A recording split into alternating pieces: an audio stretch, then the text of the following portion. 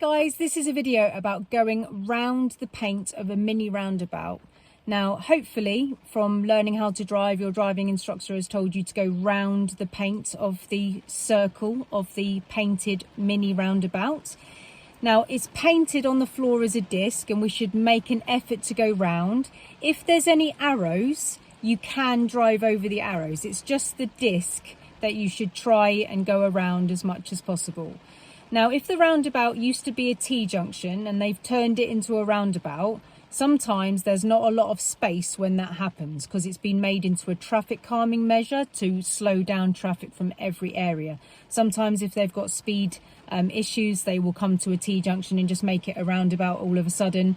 And when that happens, it's a very small space and it's difficult to go round the paint completely.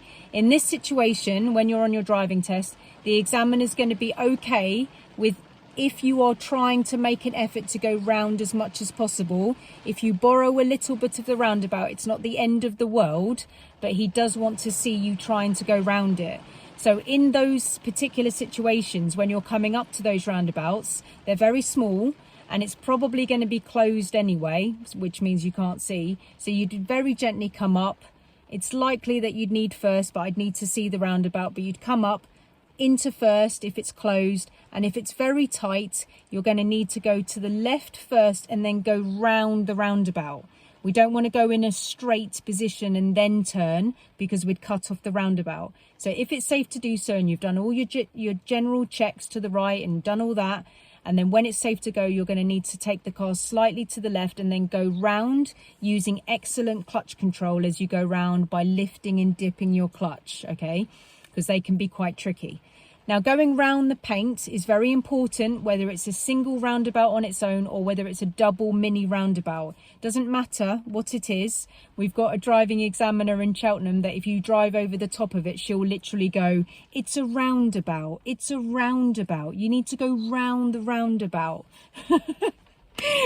So hopefully that makes a mark on you as much as it does me. But it does, you have to go round the roundabout. Now, this video is about that, yes, and I hope that that is taken on, but it is also about the times that you can go over the paint. Now, I've just driven home and it's horrible weather. It's despicable out there, so I hope that the audio is okay on this video, but it's also been extremely busy.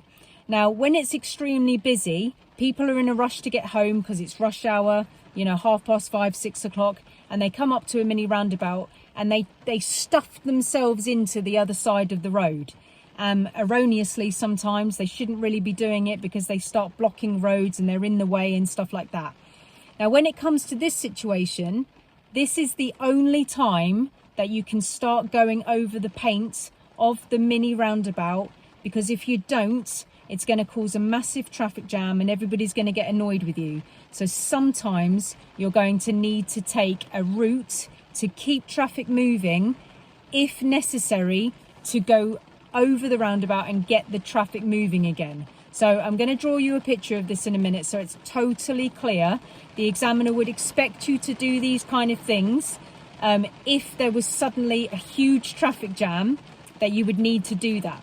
So there is times where the black and white sort of like mindset of going round the paint and all the rest of it gets slightly blurred and it turns into a kind of grey area, right? So normally go round the paint, absolutely. If the traffic is flowing perfectly, you should go round the paint, yeah? Very important, because as you go round, then other people can use it from the other side and everybody can use it correctly. If you go over the top of it, you're basically owning the roundabout all to yourself. Nobody else can use it and you'll be seen to be using like the wrong side of the road. That's what the examiners say. You were on the wrong side of the road. I've heard them say that before, because you're cutting off the roundabout. All right, so it's very important that you go round it. If it's rush hour, which is not going to be your driving test, right? I know that. Of course it isn't. Like the last test is at like 3:20 or 2:40 in certain places, right? So it is going to be away from those times. But if you get a random bit of roadworks and then you're like, oh my God, you know, everybody's stopped in weird places and I can't get to the other side without going over the roundabout, you can go over the roundabout. It's one of those grey areas. It's a little bit like the emergency vehicles, which I probably need to make another video about.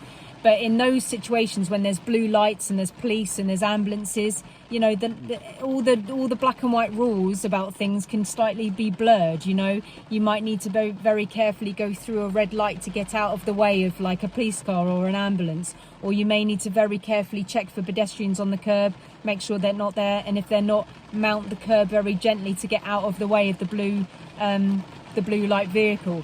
So there is times where things get blurred. Okay, now I'm going to draw you a picture of this so it's completely clear, but I hope this information helps you. Okay guys, so this is a picture of a roundabout in Cheltenham that I used today, and this is where it happened, which made me want to make the video. So in a normal circumstance, the paint would be avoided. So this is a mini roundabout, this is painted on the floor. So let's just say the people in this lane who want to go right and up, see the arrow leaving there, they would go round the roundabout like that and then in. Yeah, so when they go round the roundabout like this, when they get to about this area, this would allow people to get going and round. So going round the roundabout is a good idea because it allows people to then join, if they're able to, from here, if they've got a person blocking and coming round there, which is handy. So that's why we should go around the paint, and it is a failable thing if we get that wrong. Okay, so this person goes round and out. These people potentially go down and out, and these people can come down and round. So that's what it would be like if it was operating normally and it wasn't really busy. But if it is rush hour and it's crazy busy and everyone, I mean, this is an incredibly busy roundabout that I've drawn here, and it always goes wrong. I did try and capture it on video today, but unfortunately, after I'd finished my lesson, it all cleared up. So it was busy on the lesson, which made me want to make the video, but then it cleared up.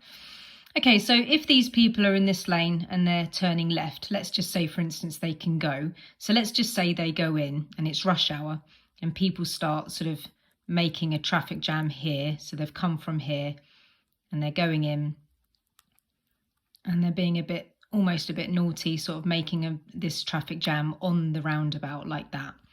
Now, these people, if they're sensible, should really be staying here, but it is incredibly busy. So what people tend to do is they push their limits. So these people would probably come out and they would be concerned about blocking the person coming round there. So these people would start to come in here and just take as much space as they can because they want to get going and they don't want other people to take advantage of them. So they start making plans like this, which is a bit naughty, to be honest, but this is the reality of the road, yeah, that rush hour is rush hour.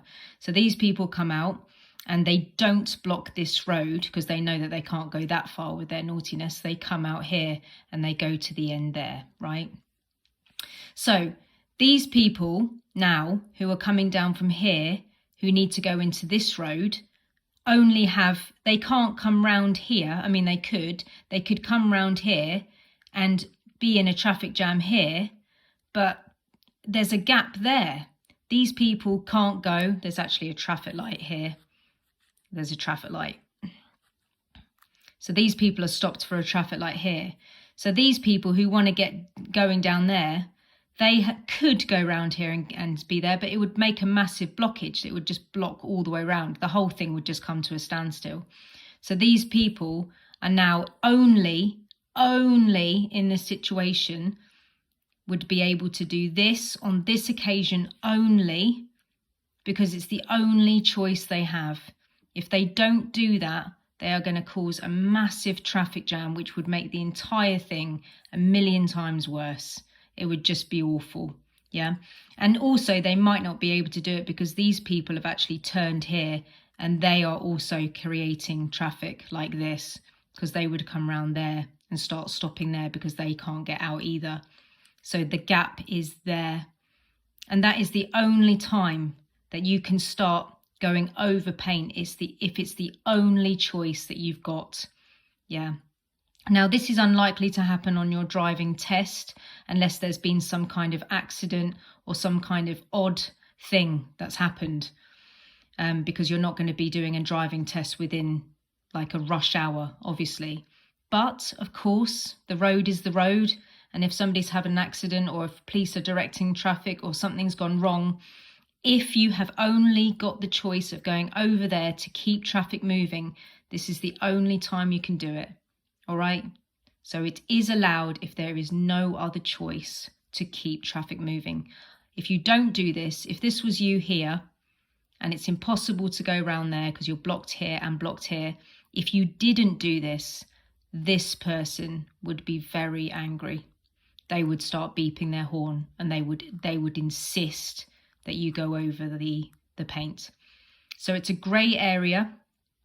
Don't do it as standard. You have to be forced to do it under these circumstances only. So if you were to do this on your driving test and it was unnecessary, that move would make you fail your test. You just won't make it. The examiner won't let you get away with that at all. It's a roundabout. You'd have to go round.